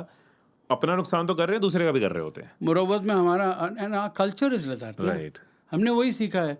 आप टीचर को सवाल पूछते थे, वो कहते थे बकवास बंद करो। आज के बच्चे जो है ना, वो टीचर को पूछते, उनको नहीं मालूम, वो कहते हैं हम गूगल कर लेंगे। That's the reason why subservience is so less now in the younger generation. हमको हर जगह पे सबसर्वियंट होना पड़ता था। मुंह नहीं खोल सकते, घर पे मुंह नहीं खोल सकते थे, और स्कूल में मुंह नहीं खोल सकते थे, बीवी के सामने मुंह नहीं खोल सकते थे। तो मतलब वही ट्रेंड रह के आपकी जिंदगी निकलती थी। Now things have changed dramatically. मैं अक्सर अपने ट्रेनिंग प्रोग्राम्स में कहता हूँ कि अगर आप क्लास में मुस्कुरा रहे होते थे तो टीचर कहते थे गड़बड़ है, घर मुस्कुराते हुए आ जाओ तो पेरेंट्स शक करते थे, हाँ, शादी के बाद घर मुस्कुराते हुए तो बीवी शक करती है। तो कल्चरली मुस्कुराना ही प्रॉब्लम बन जाती है। एग्जैक्टली, बिल्कुल, that's so true. Now that so much has changed, and but the good thing is it is easier for family businesses. Whenever anybody asks me, okay, what is your message for family businesses? See, it can't be one way. There must be a very beautiful balance between. So I'm very fortunate that my father and uncles have given me the authority, liberty. Dad even went to the extent of coming to the office for quite some time, even though he was not happy about it, because that's his life. That's all he's done. So मैंने उनको पूछा, यार आप आके बैठो ना अपने कमरे में, प्रॉब्लम क्या है? कहते हैं जब तक मैं आके बैठता ही रहूँगा ना, लोग तेरे पास नहीं आएंगे। उनको आदत होनी पड़ेगी कि they should come to you. Come to me, sit down, have a cup of tea, chit chat, इधर की बकवास करो, बातें करो। कोई ऐसी चीज़ के गाइडेंस चाहिए, बात कर लो। और अभी भी कोई अगर उनके पास जाता है तो वो कहते हैं कि या तो अब्दुल्ला से पूछो या फिर अब्दुल्ला को लेके आओ साथ में। तो एक होता है वो सपोर्ट, राइट, एल्डर से सपोर्ट। चाचा is also the same thing. Even though now some of them are directors, they will say no, CEO he says what should be happening. And the other side is that as the third or the younger generation, we should take heed for the factor. आज मेरे नज़र में शायद हो सकता है कि यार आप ये भी कर सकते थे, वो भी कर सकते थे, हम कहीं और होते, कोई किसी ने 12 साल पहले चालू किया, आज कहाँ पहुँच गए हैं। But fact of the matter is, और मैं ये लाइन ज़िंदगी भर याद रखता हूँ और मैं कहता हूँ, मेरे फादर ने जब मैंने बिज़नेस ज्वाइन किया था तो उन्हें कहा था लिटरली कि हम बुलक कार्ट से BMW तक ले आए, अब BMW से बोइंग तक लेके जाना तुम्हारा काम है। So we need to think, जो लाइफ आज हम enjoy कर रहे हैं, if I'm traveling business class, is because of the success and mistakes they made, right? So let's learn from that. Ask them. ठीक है, eventually if it doesn't fit your vision or your thinking, or you feel that they're not getting it because maybe technologically they're not there, etc., fine. But don't think you can do much better than them every single time. वो घमंड नहीं आना चाहिए. So it should be a balance of them letting go and you asking for that respect as well. Right. But nice triple B journey, Bullock cart, BMW, and then Boeing. I know, and I use it everywhere I get the opportunity, and I don't forget it because it's very, very critical to remember. पर एक line में बहुत कुछ है ना. It says the responsibility of multiplying. Right. Absolutely. तो इस podcast में ऐसी कौन सी चीज़ें थी जो आपके लिए नई थी, कौन से ऐसे इनसाइट्स थे जिनके बारे में आपको पहले नहीं पता था, नीचे कमेंट्स में ज़रूर बताना। और किस इंडस्ट्री से आप चाहते हो कि मैं गेस्ट को लेके आऊँ, कौन से एक्सपर्ट्स को आप इस पॉडकास्ट पे देखना चाहते हो, आपके कौन से डाउट्स प्रॉब्लम्स को मैं पॉडकास्ट के थ्रू सॉल्व कर सकता हूँ, नीचे कमेंट्स में ज़रूर बताना। मैं और मेरी टीम कॉन्स्टेंटली कमेंट्स चेक करती है सो दैट हम वो कैटलिस्ट बन पाए जो आपकी क्यूरियोसिटीज़ और नॉलेज के बीच में एक लिंक क्रिएट कर पाए। फिर मिलेंगे अगली वीडियो में, तब तक खुश रहिए, खुशियाँ बांटते रहिए। I love you all.